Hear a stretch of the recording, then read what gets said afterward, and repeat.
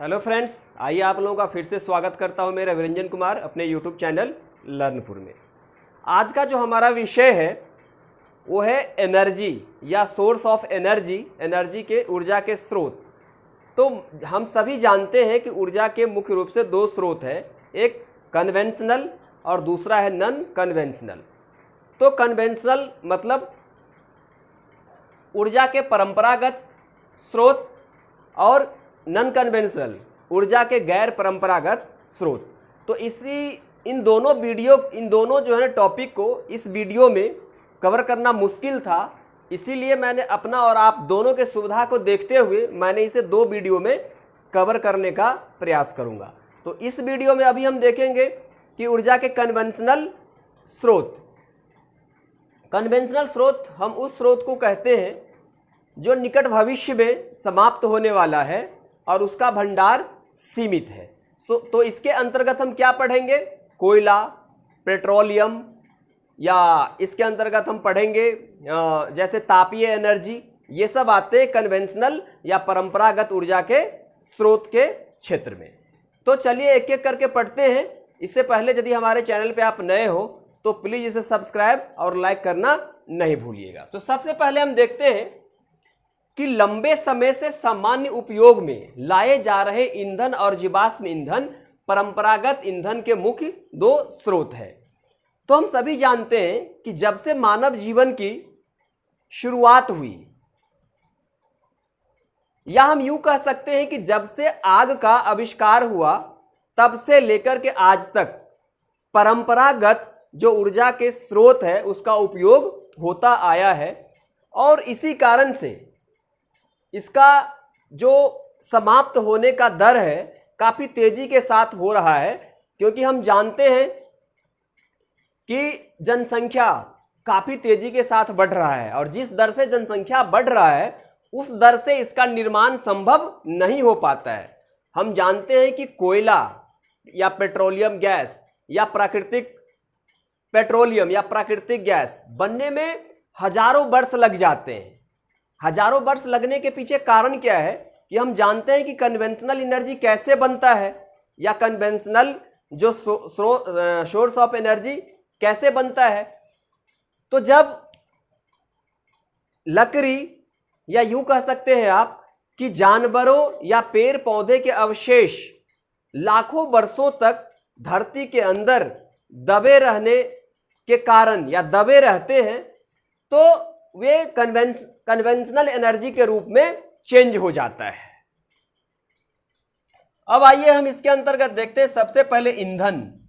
ईंधन मतलब फ्यूल। इसका उपयोग भोजन पकाने और ऊष्मा प्राप्त करने के लिए होता है। और एक जो सबसे महत्वपूर्ण बिंदु है ये है कि हमारे देश में अभी भी मोर देन 50% से अधिक लोग जीवाश्म ईंधन, या आप कह सकते हैं कि अभी भी हमारे देश में 50% से अधिक लोग कन्वेंशनल एनर्जी पे डिपेंड करता है। और कन्वेंशनल एनर्जी की कुछ खामियां हैं और कुछ जो है ना सुविधा भी है। खामियां ये है कि इससे पॉल्यूशन बहुत ज़्यादा बढ़ता है, और जब पॉल्यूशन बढ़ता है तो पर्यावरण में बहुत तरह की खामियां पैदा हो जाता है, जिससे मानव से लेकर के पृथ्वी पर जितने जीव जंतु हैं सबके लिए समस्या उत्पन्न हो जाती है। जब जानवरों और पौधों के अवशेष लाखों वर्षों तक धरती के अंदर दबे रहते हैं तब जीवाश्म ईंधन का निर्माण होता है, जैसे कोयला, पेट्रोलियम, प्राकृतिक गैस आदि। तो ये आपको समझ में आ गया होगा। आइए अब आगे बढ़ते हैं कि कोयला के बारे में हम देखते हैं। कोयले से प्राप्त ऊर्जा, जब हम कोयले को यूज करके इलेक्ट्रिसिटी जनरेट करते हैं तो उसको थर्मल पावर कहा जाता है। जनरेट कैसे करते हैं कि जब आप पानी को बड़े स्तर पे गर्म करते हैं, गर्म करने के बाद उससे जो वेपर वाष्प बनता है, तो वाष्प को समझिए यहां कि पानी को जब आप गर्म करेंगे तो गर्म करने से बड़े स्तर पे जो है ना भाप बनता है, और उस भाप को एक पाइप के माध्यम से टरबाइन को घुमाने के लिए प्रयोग करते हैं। और जब ये टरबाइन घूमता है तो इससे एनर्जी जनरेट होता है। इस एनर्जी को क्या कहते हैं हम? थर्मल एनर्जी या तो थर्मल पावर कहते हैं। दूसरी बात कि भारत में सबसे ज्यादा जो पावर है इसी विधि से बनाया जाता है, थर्मल विधि से ही। कोयले को अंतर्निहित धूप भी कहा जाता है, याद रखिएगा। विश्व में सबसे अधिक कोयले का उत्पादन चीन, यूएसए और जर्मनी करता है। ये जो क्रोनोलॉजी है इसको आप याद रखिएगा, ये क्रोनोलॉजी बार बार पूछ लिया जाता है, अच्छे अच्छे एग्जाम में यहां से क्वेश्चन आते हैं। जैसे चीन सबसे ज्यादा, उससे कम यूएसए और तीसरे नंबर पे जर्मनी है। तो हो सकता है कि एनसीईआरटी का ये पुराना डेटा है, आप एक बार इसे जो है ना अपने लिए तो कम से कम कर ही सकते हैं कि यहां से चेक करिएगा कि यही क्रोनोलॉजी है या इसमें चेंज भी हुआ है। भारत में कोयले का उत्पादन रानीगंज और पश्चिम बंगाल, मतलब झारखंड और पश्चिम बंगाल, झारखंड, पश्चिम बंगाल, उड़ीसा, इस बेल्ट में सबसे ज्यादा कोयले का उत्पादन होता है।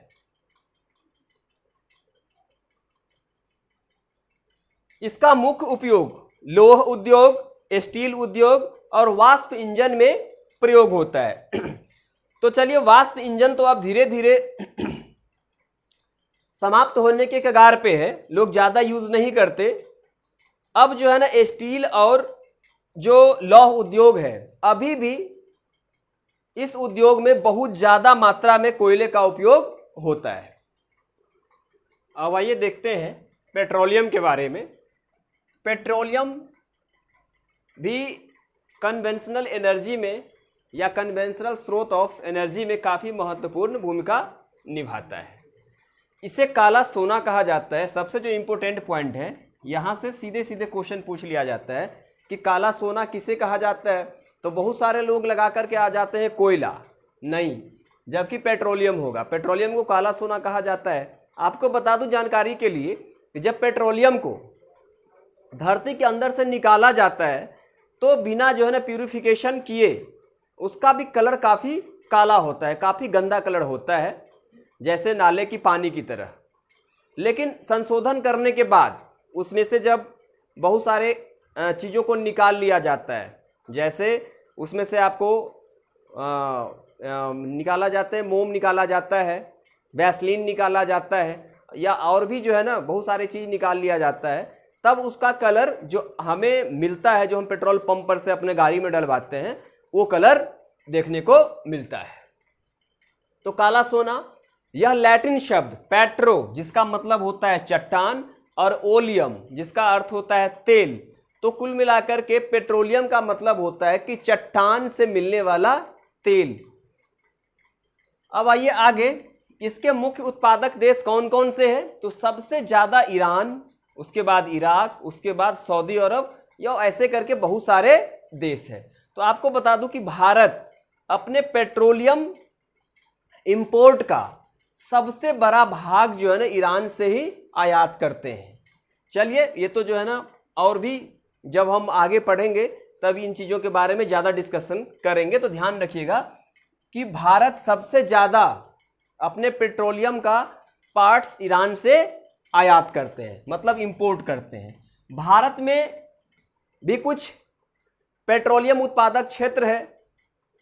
हम लगभग जो है ना केवल 10% के आसपास, लगभग 10% के आसपास ही हम अपना ऊर्जा की जो खपत को पूरा कर पाते हैं पेट्रोलियम के रूप में। वे कहाँ से? तो भारत में डिगबोई, कृष्णा गोदावरी बेसिन, या मुंबई हाई, या नागार्जुन सागर वगैरह जो है ना यहाँ से प्राप्त होता है, डिगबोई। और एक चीज और बता दूं जानकारी के लिए कि भारत में सबसे पहले पेट्रोलियम की उत्पादन कहाँ शुरू हुआ था? डिगबोई में। डिगबोई है कहाँ? आसाम में। कृष्णा गोदावरी के बेसिन में भी और मुंबई हाई, यहाँ भी पेट्रोलियम का उत्पादन किया जाता है। आइए अब हम पढ़ते हैं प्राकृतिक गैस। तो प्राकृतिक गैस के बारे में बता दूं कि यह पेट्रोलियम के साथ पाया जाता है। हाँ, जहां पे पेट्रोल पाया जाएगा उसके साथ साथ नेचुरल गैस भी होता है। और जब पेट्रोल को हम धरती के अंदर से बाहर निकालते हैं जमीन पे, तो वहां जो है ना अलग किया जाता है, पेट्रोलियम को और प्राकृतिक गैस को, दोनों को अलग अलग किया जाता है, ये ध्यान में रखेंगे।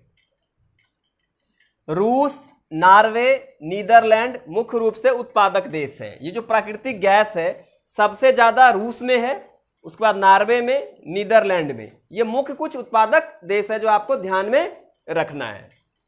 उसके बाद हम आइए पढ़ते हैं जल विद्युत के बारे में, जिसको हम हाइडल पावर भी कहते हैं। तो ये कैसे जनरेट होता है, तो आपको बता दूं कि बड़े बड़े बांध बनाया जाता है और बड़े बड़े बांध में पानी को स्टोर किया जाता है। जब पानी इकट्ठा हो जाता है, आप जानते हैं कि पानी जैसे जैसे ऊपर बढ़ता जाएगा वैसे वैसे क्या होगा कि नीचे प्रेशर बढ़ता जाएगा। जैसे कि आप बता दूं, समझिए कि ये बांध है और ये पानी को स्टोर किया हुआ है, पानी यहाँ स्टोर हो रहा है। अब जानते हैं कि जैसे जैसे पानी का लेवल बढ़ेगा वैसे वैसे क्या होगा कि पानी का प्रेशर भी बढ़ेगा। अब समझिए कि यहाँ जो है ना, यहाँ टरबाइन लगा दिया जाएगा। यहाँ जब आप टरबाइन लगाएंगे और जैसे पानी का फ्लो बढ़ेगा तो ये टरबाइन घूमना शुरू होगा, और जब टरबाइन घूमेगा तो आप जानते हैं कि टरबाइन या डायनेमो के घूमने से एनर्जी जनरेट होता है। तो इसी एनर्जी जनरेट होने के बाद इस एनर्जी का उपयोग आप जैसे चाहिए वैसे कर सकते हैं। तो ये हो गया जल विद्युत, हाइडल पावर। अब बांध में वर्षा जल या नदी जल को जमा करके ऊर्जा उत्पन्न किया जाता है। विश्व के 1/4, थोड़ा इंपोर्टेंट है ये, ध्यान दीजिएगा कि विश्व के 1/4 ऊर्जा का हिस्सा जल विद्युत से ही प्राप्त होता है। विश्व में जितने भी ऊर्जा जनरेट किया जाता है उसमें 1/4 जल विद्युत से प्राप्त होता है। याद रखिएगा, सबसे अधिक उत्पादन पराग्वे, नॉर्वे, ब्राजील आदि में होता है। तो क्वेश्चन यहां से आ जाता है डायरेक्ट कि हाइडल एनर्जी जो जल विद्युत है सबसे अधिक किस देश में पाया जाता है, या सबसे अधिक किस देश में जो है ना इस विधि से ऊर्जा उत्पन्न किया जाता है। सबसे पहले पराग्वे, नॉर्वे, ब्राजील आदि। अब भारत में भी कुछ जगह है या कुछ नदी है या कुछ बांध है जहां इस तरह से एनर्जी जनरेट किया जाता है। तो सबसे पहले भाखरा नंगल, भाखरा नंगल में इस विधि से बहुत बड़े स्तर पे एनर्जी जनरेट किया जाता है। गांधी सागर, नागार्जुन बांध कुछ ये उदाहरण है जिसको आप ध्यान में रखिएगा। अब आइए थोड़ा आपको बता दूं कि इन सारे जो परंपरागत ऊर्जा के स्रोत हैं इससे लाभ और हानि दोनों है। तो जैसे हम पहले देखते हैं कि आप खनिज तेल से, तो खनिज तेल से किस प्रकार का लाभ है, तो लाभ ये है कि आसानी से ट्रांसपोर्ट इसका हम कर सकते हैं, एक जगह से दूसरे जगह हम आसानी से ले जा सकते हैं, ला सकते हैं। और पेट्रो रसायन उद्योग का आधार है, मतलब पेट्रो रसायन जो इंडस्ट्री है उसका ये आधार है। क्या आधार है, तो ये जो खनिज तेल है। उसके बाद इससे हानि क्या है कि ये कभी कभी होता है क्या कि आप यदि नदी के रास्ते ला रहे हो तो नदी में लीकेज कर जाने से बहुत बड़े स्तर पे नदी में तेल बह जाते हैं और इससे प्रदूषण फैलता है और नदी में जो रहने वाले जीव हैं ये प्रभावित हो जाते हैं। दूसरा कि इससे जो प्रदूषण उत्पन्न होता है वो पर्यावरण के लिए बहुत घातक होता है। और अम्लीय वर्षा, अम्लीय वर्षा के बारे में आप जानते होंगे। अम्लीय वर्षा जो बिल्डिंग्स वगैरह है, या कभी कभी क्वेश्चन भी आपको आता है कि अम्लीय वर्षा के कारण या जो है ना क्यों जो है ना ताजमहल का जो कलर है धूमिल होता जाता है, तो अम्लीय वर्षा के कारण। उसके बाद आपको बता दूं कि ऊर्जा के परंपरागत स्रोत में कि ईंधन से क्या होता है कि ये ईंधन लाभ में बता दूं कि ये सुप्राप्य होता है, मतलब आसानी से प्राप्त हो जाता है और बहुत सारे लोगों का पहुंच आसानी से इस स्रोतों के आसपास, इस सोर्स के आसपास होता है। हानि क्या होता है कि इसको रखने में परेशानी होती है और प्रदूषण बहुत ज़्यादा फैलता है। तो यही कुछ इस वीडियो के माध्यम से आपको बताना था। मुझे लग रहा है कि ये जो सारे पॉइंट्स मैं बताया हूँ एग्जामिनेशन के दृष्टि से चाहे वह प्री हो मेंस हो, बहुत ही इंपॉर्टेंट है। और खास करके जो आजकल जो क्वेश्चन पूछने का ट्रेंड है, खास करके एनर्जी सेक्टर से बहुत सारे क्वेश्चन आते हैं। तो मुझे उम्मीद है कि आपको ये वीडियो बेहतर लगा हो, तो आप इसको प्लीज़ फॉरवर्ड करिए, आगे दोस्तों में शेयर करिए और चैनल को सब्सक्राइब, लाइक और कमेंट भी करिए। मिलते हैं नेक्स्ट वीडियो में, तब तक के लिए नमस्कार।